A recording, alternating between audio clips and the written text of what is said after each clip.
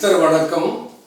உலக தமிழ் அறிவாளிகளே, சித்தர்களின் அருளாசியால் நலமுடன் பல்லாண்டு வாழ்வோம். அது என்ன சித்தர்கள் அருளாசியால்?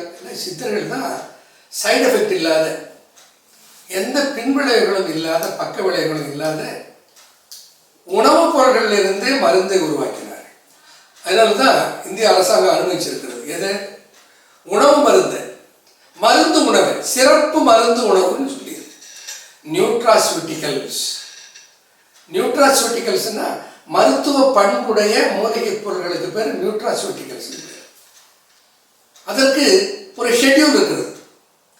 அந்த ஷெட்யூல்ல, அந்த பட்டியலில் இருக்கிற தாவரங்கள்ல இந்த நஞ்சருப்பான் பூண்டும் ஒன்று, இந்த பட்டியலில் இருக்கிற மருந்துகளில் குப்பை மேனியும் ஒன்று.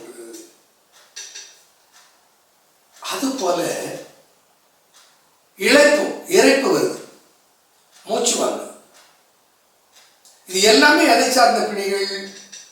இவைகள் எல்லாமே நுரையீரலையும் நுரையீரல் பாதைகளையும் சார்ந்த பிணிகள்.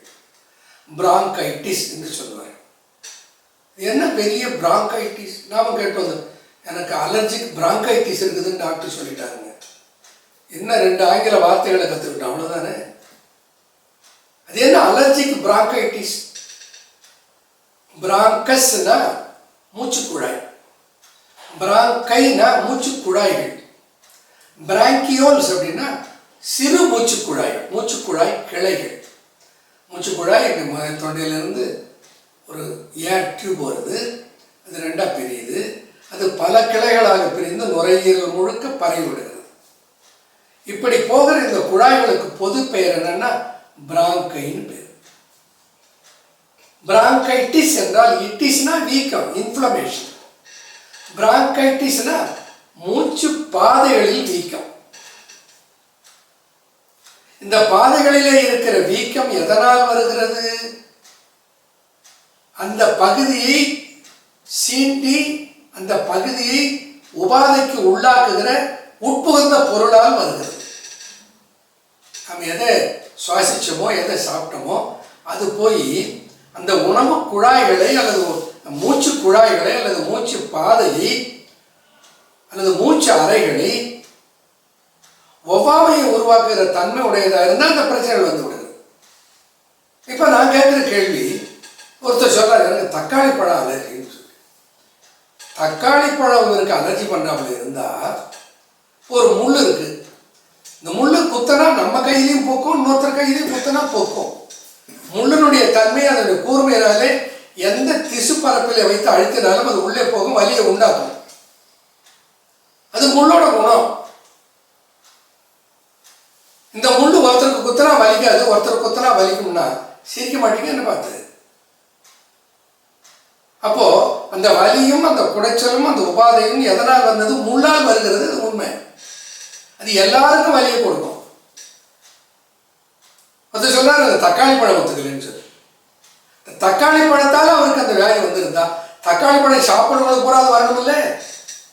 என்னையா தர்க்கத்துக்கு கேட்டு பாருங்க, நீங்களே உங்களுக்கு கேட்டு பாருங்க. தக்காளி பழத்தை சாப்பிட்டவன் அலர்ஜி வந்து விட்டது, தக்காளி பழத்தை குறை சொல்றான். நம்ம மாடுடைய குணம் என்ன? அவன் போய் வாசப்படியில் இடிச்சுக்கிட்டு வாசப்படி இடிச்சு விடுதுன்னு சொல்லுவான். வாசப்படியா இடிச்சுது? இவன் நடந்த காலில் முள்ளு குத்துக்கும், இந்த முள்ளு குத்தி விடுதுன்னு சொல்லுவான். முள்ளா வந்து குத்துச்சு, இவன் காலை வந்து முள்ளுல குத்துனான். அது போலத்தான் இந்த தக்காளி பழத்தால அலர்ஜி வந்து விடுதுன்னு சொல்றான். தக்காளி பழத்தால அலர்ஜி வரல, டஸ்டால அலர்ஜி வரல. டஸ்டாலும் தக்காளி பழத்தாலும் ஏற்படுகிற மாற்றத்தை எதிர்த்து போராடுகிற ஆற்றல் உங்களுடைய மூச்சு குழாயிலும் சுவாச மண்டலத்திலும் இல்லை. அதை பலப்படுத்திட்டா எல்லாம் ஓடி போயிடுமே. அதுதான் சித்தர்கள் கண்ட வழி. எங்க? இந்த treating a complaint at the root, வேரை களைதல். இந்த வேரை களைகிற ஆற்றலுடைய 2 மூலிகைகளை சொன்னேன். ஒரு மூலிகை கும்பமுனி, இன்னொரு மூலிகை நஞ்சருப்பான். நிறைய மூலிகைகள் இருக்கின்றன. அந்தந்த தயாரிப்புகளை பற்றி சொல்லுகிற போது அவர்களை பற்றி சொல்லுகிறேன். இப்போ இதை பற்றி ஏன் சொல்ல வந்தேன்? முன்னே நிகழ்ச்சியில குறிப்பிட்டேன்.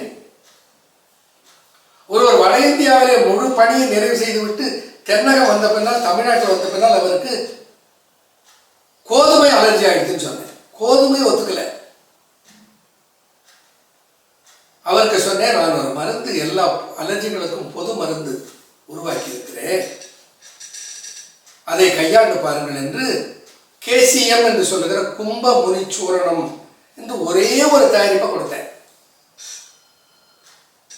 ஒரு 6 மாதம் எடுங்கையா என்று சொன்னேன். என்ன நம்ம ஆளுங்க என்ன பண்ணுவான், உடம்பு சரியில்லைன்னா ஒரு ஊசி போட்டுவான்.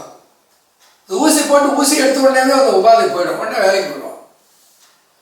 அப்புறம் வந்துட்டு நாளைக்கு திரும்ப ஊசி போடுங்கன்னு வந்து நிற்பான். நிரந்தரமாக குணமாக்கணும்னா கொஞ்சம் பொறுமை காரணம். அப்பதான் அதுல இருந்து முழுமையா விடுபட முடியும். இந்த விடுபடாத அப்பப்ப தடைப்படுத்தி கொண்டிருந்தா relieving, getting a relief from the disease is different from getting cure from a disease. ஒரு நோயிலே இருந்து நிரந்தர குணமாதல் என்பது வேறு, ஒரு நோயினுடைய உபாதையிலே இருந்து விலகி விலகி இருத்தல் என்பது வேறு. நோயினாலே ஏற்படுகிற உபாதையிலே இருந்து தம்மை விலக்கிக் கொள்ளுதல் என்பது ரிலீஃப். அந்த நோயை வராமல் பண்ணுவது என்பது அதை குணமாக்கிக் கொள்ளுதல். அப்படி குணமாக்கிக் கொள்ளுகிற தன்மையை சித்தர்கள் நமக்கு தந்தார்கள். அதனாலதான் சித்தர்களுடைய அருளாசினாலே நலமுடன் வாழ்வோம் என்று நான் சொல்வதற்கு காரணம். எப்படி கண்டுபிடித்தார்கள் என்றே விளங்கவில்லை. ஆனால் அதில இருந்து பல வேதியியல் மூலப்பொருட்கள் பிரிக்கப்பட்டு அந்த மூலிகைகளில் இருந்து. மேலும் இது போன்ற வீடியோக்களை பார்க்க நம்ம சேனலை சப்ஸ்கிரைப் பண்ணுங்க. தேங்க்ஸ் ஃபார் வாட்சிங். மீண்டும் அடுத்த வீடியோவில் சந்திப்போம்.